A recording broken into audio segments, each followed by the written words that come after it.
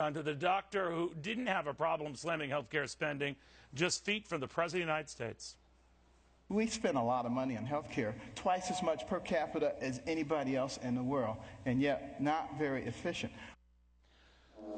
Well, Dr. Ben Carson is the director of pediatric surgery over at Johns Hopkins. Doctor, very good to have you. What did the president say to you after your remarks, doctor? He came over to me and said that appreciated my speech and that he admired me and shook my hand and didn't squeeze it too hard. It was very good. What do you mean he didn't squeeze it too hard? It was just like one of these fish kind of handshakes? It was a good handshake.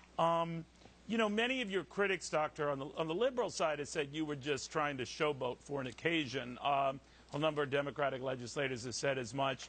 But you argue not so, right? No. What we need to do is we need to be able to discuss intelligent ways of solving the multitudinous problems that threaten to destroy our nation.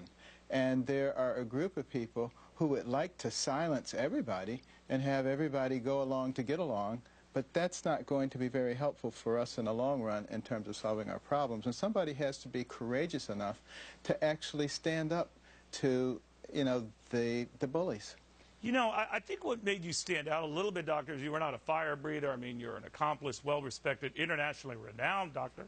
And you had one of the most prestigious departments in all of medicine at one of the most prestigious schools in all of medicine. Having said that, why did you take it upon yourself to go beyond just medical policy and talk about tax policy? What were you getting at? Well, one of the things that I also said during the speech is there will be some people who will say, but you're a doctor, a neurosurgeon, you should be sticking to that. And I mentioned the fact that 5 physicians signed the Declaration of Independence and were involved in the framing of the Constitution and the Bill of Rights and several other things. There's absolutely no reason at all that physicians, scientists shouldn't be involved in things that affect all of us. We're people who've learned how to make decisions based on facts, empirical data, rather than on ideology. And one of the geniuses, one of the real things that made us a great nation is that we brought people from all backgrounds into the legislative process so that all of us would be able to place our interests there, and we've gone significantly away from that. And no one ever says to a lawyer, why are you getting involved in this and that and the other? I don't see why they would say it to a physician. We have more education than anyone else in society. They sometimes say that even about TV anchors weighing in on these issues. I don't know what it is, doctor. But I was focused, sir, on the reaction you were getting from the president as you were making your remarks. Did you know or did you suspect what you were saying was going, as we're watching this, jibe him a little bit? Well, there's no question that he has advocated, you know, basically a policy of tax the rich. And I have advocated a policy that comes from the Bible, which is a very fair policy of proportional taxation. If it was good enough for God, why wouldn't it be good enough for us? The minute you deviate away from that, you begin to get into all kinds of biases. And one could legitimately make the argument that the rich pay too many taxes. The top 1% pays 37% of the taxes. The top 5%, 59% of the taxes, but they don't make that much of the income. One could make that argument. It depends on your philosophical disposition which argument you're going to make, but you take those arguments away as soon as you go to a proportional tax. I believe that's the reason God did it. You know, when the president came up with the health care initiative, legislation, and now law, he argued that many, many doctors supported it, and that the overwhelming majority that he contacted and dealt with and discussed it with supported it.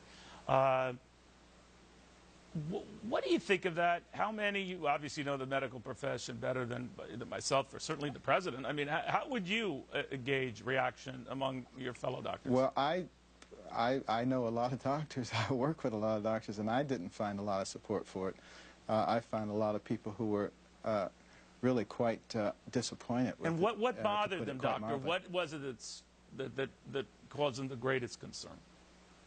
Well, first of all, it's an expansion of the bureaucracy. You know, what do you need for good health care? You need a patient and you need a doctor. along comes the middleman to facilitate the relationship, and it has become this mammoth creature that completely controls everything and isn't really even necessary.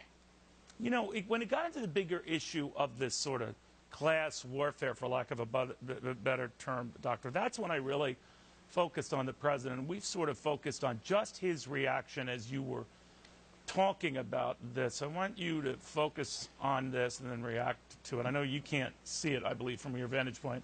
Well, suffice it to say that our viewers at home will be able to engage his not too pleasant reaction to what you were saying. Let's take a peek at this. Well, you know, You make $10 billion, you put in $1 billion. You make $10, you put in $1. Of course, you got to get rid of the loopholes. But now some people say, well, that's not fair because it doesn't hurt the guy who made $10 billion as much as the guy who made 10.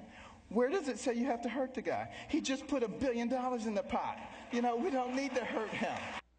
I got the feeling looking at that, Doctor, and you were there, I wasn't, that he figured, who got this guy on the dais and who got this guy to speak?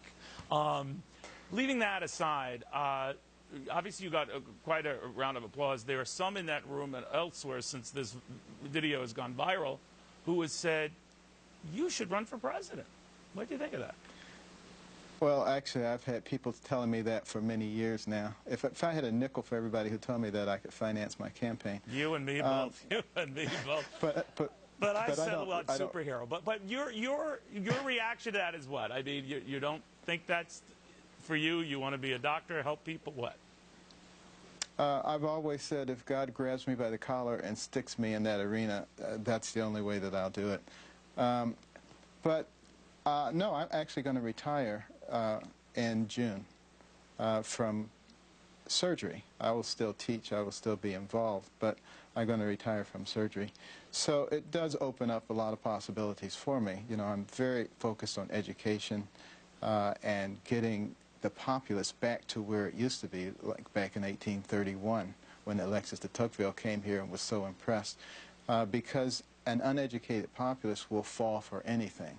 And if you go and you talk to most people, they mean well, but they don't have much of a breadth of education, of knowledge, of understanding what the real issues are.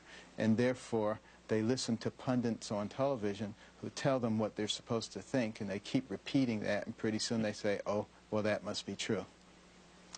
I assume sometimes you're talking about other pundits, Doctor, but yes, I hear what you're saying. Sir, thank you very much. Very good having you. That was very interesting to watch that whole... Thank you. How that all played out at the breakfast.